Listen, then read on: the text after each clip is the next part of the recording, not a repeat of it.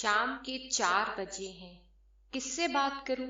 माँ और भाभी से कल बात करी थी, दीदी से परसों बात करी थी। समय काटे नहीं कटता है, अब बिल्कुल मन नहीं लगता है। बच्चे छोटे थे तो मन करता था किसी तरह 10 मिनट मिल जाएं अपने लिए। मैं हर समय बच्चों पर चिल्लाती रहती थी कि घर गंदा मत करो, हर चीज जगह पर रखो। इधर उधर बिखरे कुशन देखकर तो मेरा पारा 7वें आसमान पर होता था। उनकी शोर भरी आवाजों से मेरे सर में दर्द रहने लगा था। पूरे दिन शिकायतों की पोथी इकट्ठी करती रहती थी।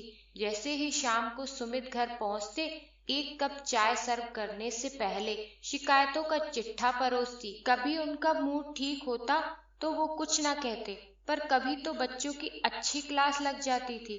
बच्चे मुझसे किस तरह दूर होते गए, हर बात का उत्तर बस हाँ या ना में देने लगे।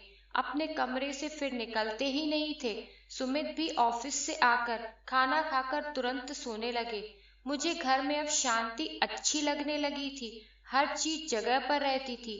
रविवार के दिन बच्चे ड्राइंग रूम और बाथरूम को खुद ही अच्छे से साफ करने लगे थे। अखबार के बिखरे पन्ने जो पहले सुमित पढ़ने में इधर उधर रख देते थे, अब तरीके से फोल्ड कर अलमारी के एक कोने में लगा देते थे। जब भी अभी और मुस्कान के कमरे में जाकर उनसे बात करने की कोशिश करती, बच्चे कहते अभी पढ़ रहे हैं या गेम खेल रहे हैं। मुझे अब बहुत समय बाद घर घर लगने लगा था।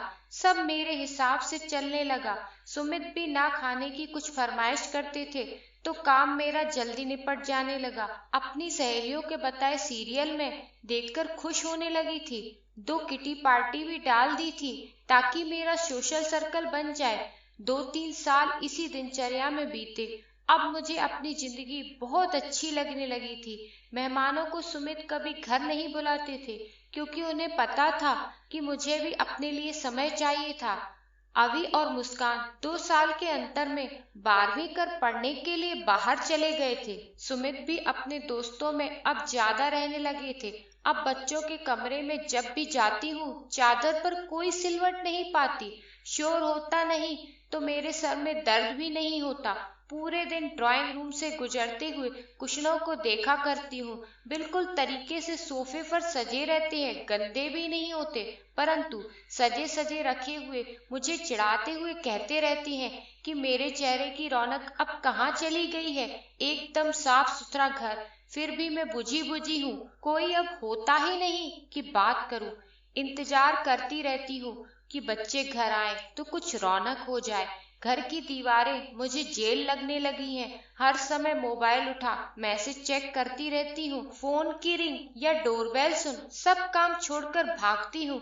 अब बस इंतजार करती हूँ कि पति, बच्चे, मेहमान कोई हो मुझसे बात करे।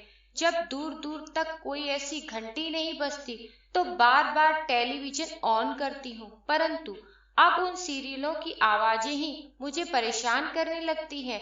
अब कुशनों से ही बात करके कहती हूँ कि जल्दी से बच्चे घर आ जाएं तो बाहर आ जाए। सुमित का मन भी फिर से घर में लगने लगेगा। जब तक बच्चे अपनी जिंदगी की उड़ान भरने से पहले घर में हैं, तब तक घर फैलाते हैं तो फैलाने दीजिए। उन कुशनों को, खिलौनों को, कपड़ों को फिर तो दूर दूर तक कोई नहीं होगा।